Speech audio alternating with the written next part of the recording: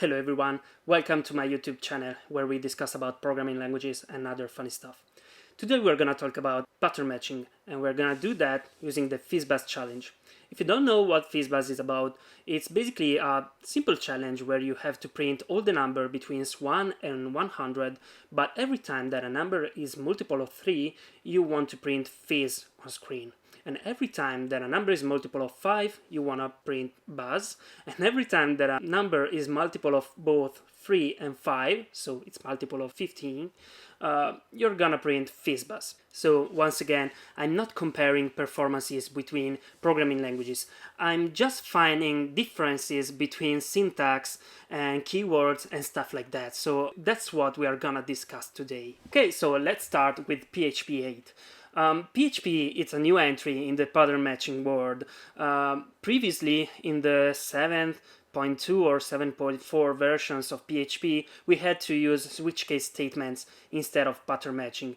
And I feel like the PHP 8 pattern matching is actually a syntactic sugar for switch case statement, but I find it to be really well implemented. So yeah, let's start with the implementation. Every single solution for this problem will be divided in two different functions. We're gonna use a isMultiple function, which takes x and y as arguments and return whether x modulo y is equal to 0. If that is true, that means that x is multiple of y. So let's move on to the FizzBuzz function. So inside that function, we are gonna loop over all the numbers between 1 and 100. And for every single number, we are gonna bind the result of the match statement to the result variable. Then we are simply printing it to the screen. So as you can see, we need to match against a value. And in that case, you are gonna match against true. So if it's multiple, in that case returns true, we're gonna return FizzBuzz, and we're gonna bind FizzBuzz to the result variable. We will do the same with the other cases, so both for buzz and fizz, and we can also provide a default statement which simply returns x if no other statements will return true.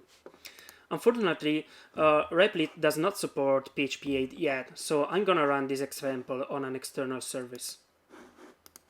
So yeah, let's rerun it. Okay, as you can see, it's working. So instead of 3, we got fizz, instead of 5, we got buzz, and instead of 15, we got FizzBuzz. So let's move on with the next example.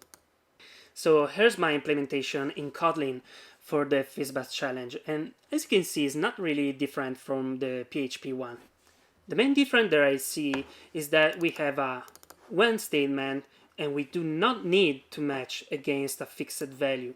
The first expression that will evaluate to true will simply return a given value. So in that case, FizzBuzz, buzz, fizz, and the number as a fallback value for our pattern matching.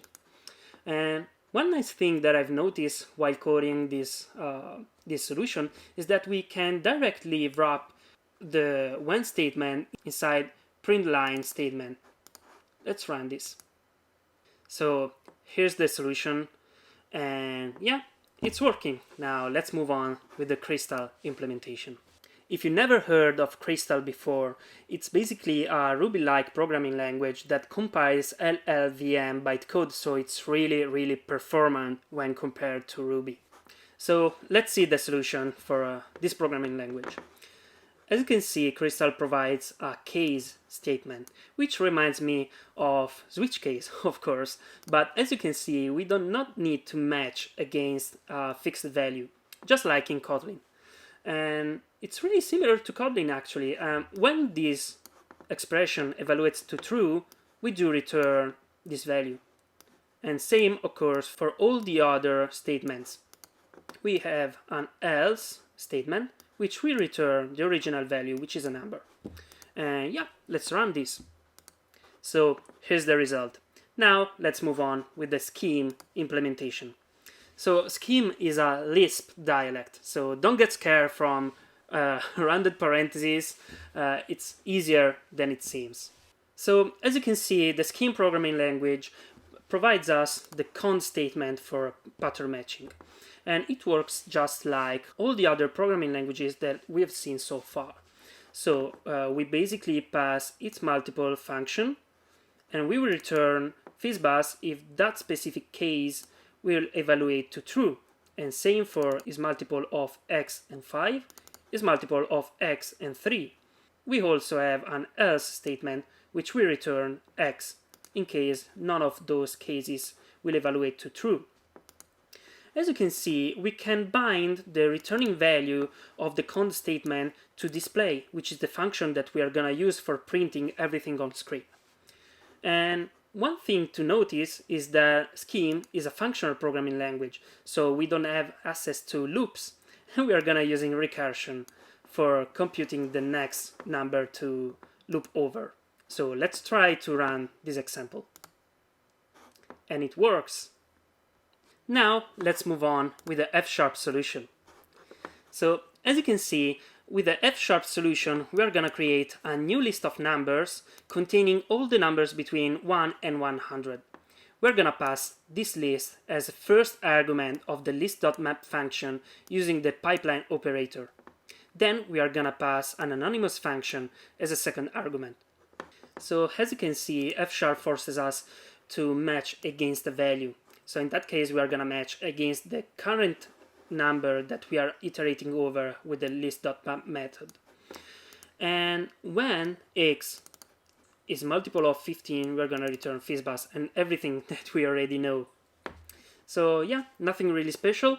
It's just another implementation, and I think these do not differ a lot from all the other programming languages that we've seen so far. Let's run this. So here's the solution in Fsharp. So now it's time for my favorite solution for today, which is in Haskell. And as you can see, Haskell makes it really neat because we don't even have to pass a match or when cases. We just take an argument. So this is a FizzBuzz function. We take an argument, and using the pipe charter, we automatically match that value with is multiple of, in that case, 15. So x enters as a first argument of the is multiple function. And that's incredibly clever solution in that case. And yeah, is multiple, it's part of the FizzBuzz function. It's like a private function for the FizzBuzz function itself. And then we are gonna map over all the numbers between 1 and 100, just like we did in Fsharp. Let's see if it works. And yeah, it works. And as you can see, it printed one number at a time. That's because Haskell is lazy. So it won't print all the numbers at the same time like all the other programming languages that we've seen today did. But it will print a number as soon as it's computed. So that was all for today. Let me know what's your favorite solution. Let me know other solutions in other programming languages, and please use the comment section below. And yeah, have a nice day.